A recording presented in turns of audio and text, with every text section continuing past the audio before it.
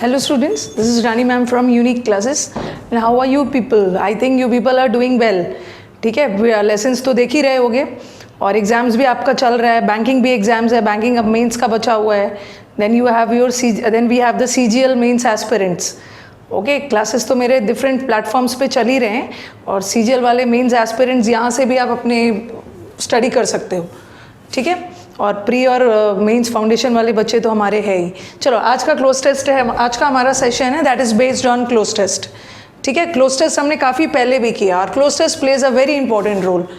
Repeatedly I say this, cloze test plays a very important role, whether it's CDS exams और it's steno, हमारा CGL exams हो, any exams, cloze test बहुत important role है banking exams में भी. Okay, और weightage भी अच्छा, अगर आप मेंस एस्पिरेंट्स जो है उनका तो क्लोज टेस्ट का वेटेज बहुत ज़्यादा, इट्स अबाउट 25 to 30 मार्क्स है और क्लोज टेस्ट में ही बच्चे मार्क्स लूज़ कर जाते हैं.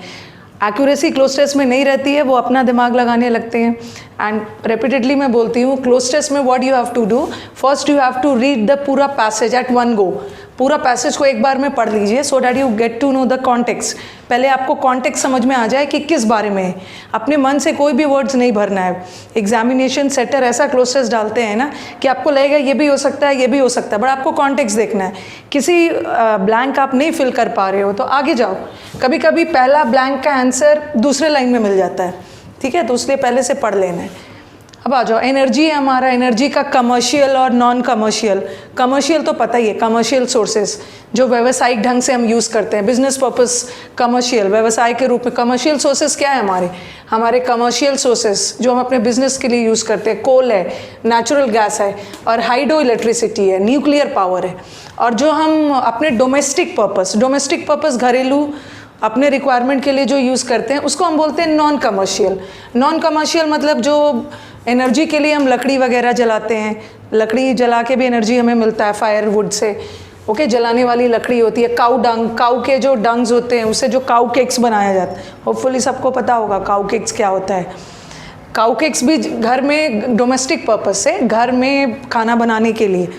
ठीक है, खाना बनाने के लिए हम काऊ डंग्स जला के भी एनर्जी लेते हैं. ठीक है, एनर्जी फायर हमें जो खाना बनाने के लिए, जिसके अभी तो देखो मोदी जी ने बहुत जगह अभी तो गैस सिलेंडर एंड ऑल सबको मिल गया है. ठीक है, रूरल एरियाज़ में भी अभी चीज़ें बहुत हद तक ठीक हो गई है, बट पहले लोग लकड़ी जलाकर लकड़ी पे खाना बनाते थे. ओके, काउडंग्स खाना बनाते थे, काउडंग्स जलाकर खाना बनाते थे, काउडंग केक्स. ये हमारे नॉन कमर्शियल सोर्सेज है. ठीक है, जिसे हम डोमेस्टिक, नॉन कमर्शियल मतलब जिसको बिजनेस कमर्शियल व्यवसाय तौर पे नहीं यूज़ करते हैं, डोमेस्टिक तौर पे यूज़ करते हैं. ये उसी पे. अब आ जाओ, पढ़ लेते हैं. The dash of energy in India are met. Met का दो मतलब होता है, याद रखना है. एक मेट का मतलब है किसी व्यक्ति से मिलते हो और एक मेट करना मतलब ज़रूरत की पूर्ति करना. ठीक है, मीट करना, जैसे किसी चीज़ को आप मीट करने, जैसे मैं आपको बोलूँगी आपको मेरे एक्सपेक्टेशंस को मीट करना है. ओके, तो मेरे एक्सपेक्टेशंस की पूर्ति करना है, फुलफिल करना है. ठीक है, फ्रॉम बोथ. ये बोल रहे हैं हमारे इंडिया में जो एनर्जी है उसकी पूर्ति किससे होती है? दोनों जगह से. एक कमर्शियल सोर्सेज से भी होती है और एक नॉन कमर्शियल सोर्स भी. नॉन कमर्शियल सोर्स भी एनर्जी रिक्वायरमेंट पूरी करता है और कमर्शियल भी करता है. The most dash sources of energy, जो एनर्जी का सबसे डैश सोर्स है आज के डेट में, वो क्या है? कोल है, कोयला, कोल, नेचुरल गैस, हाइड्रो इलेक्ट्रिसिटी.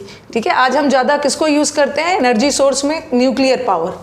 फिर बोलते हैं अगर दूसरा पहलू देखें, on the other side firewood को भी हम यूज़ करते हैं जलाने के लिए, लकड़ी, काउडंग केक्स एक्सेट्रा. ये तो हमारे नॉन कमर्शियल फॉर्म्स हैं.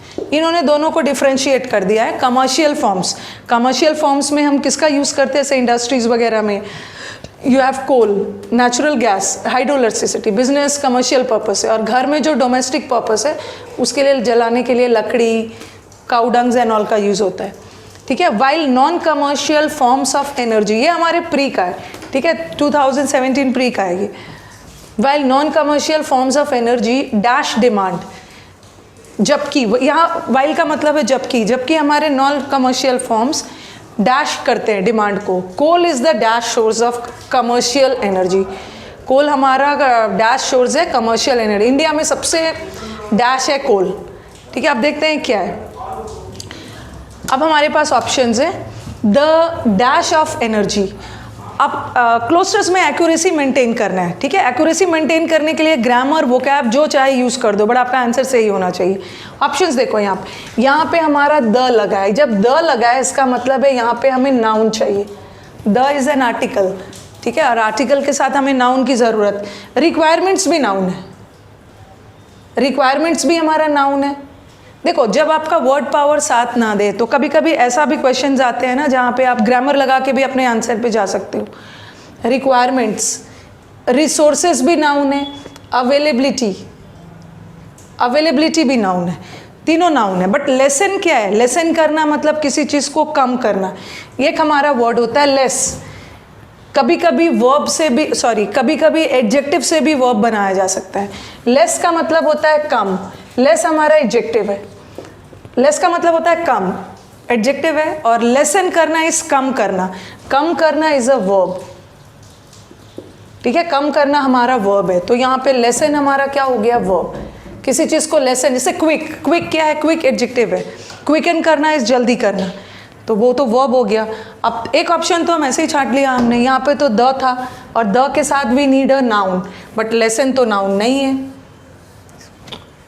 अब अपने ऑप्शंस देखो, रिसोर्सेज है, अवेलेबिलिटी मतलब प्राप्ति, ठीक है, जो प्राप्त है। रिक्वायरमेंट्स, ज़रूरत की पूर्ति, रिसोर्सेज। अब देखो आपके दिमाग में क्या आएगा, ये दोनों आ सकता है, और यहाँ पे आर लगा है, ठीक है, यहाँ पे आर लगा है। छोटा छोटा क्ल्यू आपको सारा दिया हुआ मिलता है, बस आप स्टूडेंट्स को एग्जाम में जाके थोड़ा सा ढूंढना है, दिमाग लगाना है। यहाँ पे हमारा वर्ब प्लूरल है, ठीक है, वर्ब प्लूरल है, बट अवेलेबिलिटी तो सिंगुलर है। तो अब लेसन भी, लेसन देखो मैं जो ऑप्शंस पहले छाट रही हूँ वो ग्रामर के आधार पे, पहले यहाँ नाउन चाहिए था बट लेसन तो वर्ब था। अवेलेबिलिटी सिंगुलर है, अवेलेबिलिटी सिंगुलर है। अगर यहाँ पे मैं अवेलेबिलिटी डालती ना तो यहाँ आर के जगह इज आना चाहिए था, बट यहाँ तो प्लूरल है, आर आना चाहिए था, तो हमें कोई प्लूरल ही चाहिए। तो या तो रिक्वायरमेंट्स होगा या तो रिसोर्सेज होगा, ये दोनों में से कोई एक होगा। आप तो आराम से दो ऑप्शन आपने छांट लिया। ओके, थोड़ा सा क्लीन कर देती हूँ। ओके, अब आगे जाके देखो, आगे वर्ड है मेट। मेट, रिसोर्सेज को मेट नहीं करते हैं। रिसोर्सेज तो हमारे पास है ही, ठीक है, the resources of energy in India are met. Resources तो हमारे पास दोनों हैं। आगे जाके देखो ना, आगे जाके तो रिसोर्सेज वर्ड दिया ही हुआ है। हम रिसोर्सेज को रिसोर्सेज से नहीं मीट करते हैं, हम मीट क्या करते हैं? मीट उसकी रिक्वायरमेंट को करते हैं। रिसोर्सेज आगे जाके दिया है तो फिर से आप रिसोर्सेज नहीं, मतलब नहीं, सॉरी, ये तो सोर्सेज है, सोर्सेज तो स्रोत हो गया, ठीक है। आगे जाके आप देखो कि रिसोर्सेज को आप मीट नहीं कर रहे हो, आपके पास ऑलरेडी रिसोर्सेज है, और दोनों हैं, कमर्शियल भी है, नॉन कमर्शियल भी है, तो उसको हम मीट करते हैं। मीट किसको करते हैं? अपने रिक्वायरमेंट्स को, ठीक है, यू मीट द रिक्वायरमेंट्स। तो अल्टीमेटली हमारा आंसर क्या होगा? Requirements. The requirements of energy in India are met. हमारे एनर्जी की पूर्ति कहाँ से होती है? कमर्शियल से भी होती है और नॉन कमर्शियल स्रोत से भी होती है। The most dash sources of energy today, सबसे डैश सोर्सेस ऑफ एनर्जी। अब देखो बहुत अच्छा सा दिया है। पहले तो हाँ, तीन चीज़ देखना है, एक तो ग्रामर लगा लो सिंगुलर प्लूरल का, और बार बार मैं क्लोस्टर्स में बोलती भी हूँ, पहले you have to decide whether आपको कोई पॉजिटिव वर्ड चाहिए ब्लैंक में या नेगेटिव चाहिए। अब यहाँ पे देखो, यहाँ पे पढ़ के तो पता चल रहा है ना कि यहाँ पे कैसा वर्ड चाहिए? The most dash source of energy. आज का हमारा डैश सोर्स ऑफ एनर्जी है कोल, नेचुरल, तो यहाँ तो पॉजिटिव वर्ड चाहिए, तो एक नेगेटिव वर्ड है यहाँ पे, ये हटा दो। इनसिग्निफिकेंट, इनसिग्निफिकेंट मतलब जो महत्वपूर्ण नहीं है, नॉट इम्पॉर्टेंट, ये तो हट गया। और एक्सपेंसिव भी नहीं है, ऐसा पूरे कॉन्टेक्स्ट में एक्सपेंसिव, महंगा की बात हुई, महंगाई की कोई बात ही नहीं हो रही। ऐसा नहीं बोल रहे हैं कि सबसे महंगा है कोल, नेचुरल गैस, ये कुछ वैसा सेंस में जा ही नहीं रहा है। एक्सपेंसिव भी हट गया। अब बच्चे कंफ्यूज होने वाले हैं एग्जाम्स में, किस में? वाइटल। वाइटल में कंफ्यूज होंगे और इम्पॉर्टेंट में। वाइटल का मतलब भी इम्पॉर्टेंट होता है और इम्पॉर्टेंट का मतलब भी इम्पॉर्टेंट होता है, बट थोड़ा बहुत अगर एडजेक्टिव का नॉलेज रखा होगा तो एडजेक्टिव्स जो होते हैं, कुछ ऐसे एडजेक्टिव्स होते हैं जिसका ना तो कंपैरेटिव बनता, कंपैरेटिव डिग्री नहीं बनता है, ना ही पॉजिटिव डिग्री कुछ ऐसे एडजेक्टिव्स होते हैं जिसका ना तो कंपैरेटिव बनता है ना ही सुपरलेटिव बनता है, वो हमेशा और हमेशा पॉजिटिव डिग्री में रहता है। जैसे मैंने आपको लिख दिया यूनिक, हमारा यूनिक क्लासेस। यूनिक, यूनिक का मतलब अद्भुत। अब ऐसा नहीं है यूनिक इज यूनिक, हम यूनिक के साथ ना मोर यूनिक लगाएंगे ना मोस्ट यूनिक लगाएंगे। Unique is unique. उसी तरह हमारा एक एडजेक्टिव है परफेक्ट। जैसे मैं ये नहीं बोलूँगी he is my most perfect student, perfect is perfect. Ideal student, ideal is ideal, ना मोर आइडियल ना मोस्ट आइडियल।